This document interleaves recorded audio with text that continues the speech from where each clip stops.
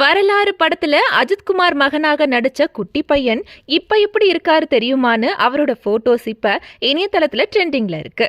சினிமாவை பொறுத்த வரைக்கும் குழந்தை நட்சத்திரமா சினிமாவில் அறிமுகமான சிலர் மட்டுமே வளர்ந்து சினிமாவில் உச்சத்துக்கு போவாங்க.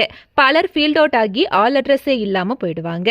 கடந்த 2006ஆம் ஆண்டு அஜித்குமார், அசின், கனிகா நடிப்புல வெளியான வரலாறு படத்துல மனநிலை பாதிக்கப்பட்ட கனிகாவை பாத்துக்கிற ஜீவா அப்படிங்கிற கேரக்டர்ல குட்டி பையன் அஜித்தா நடிச்சு ரசிகர்களை ஆச்சரியப்படுத்தியவர் தான் சச்சின் லட்சுமணன்.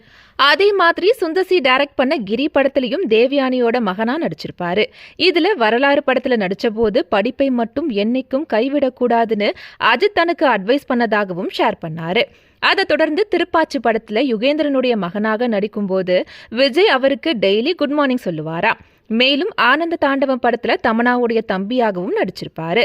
விஷால், நயன்தாரா நடிச்ச சத்தியம் படத்துல குட்டி பசங்க கூட்டத்துல ஒரு பையனா நடிச்ச சச்சின் லட்சுமணன் இப்ப ஆளே அடையாளம் தெரியாத அளவுக்கு பெரிய ஆளா வளர்ந்திருக்காரு.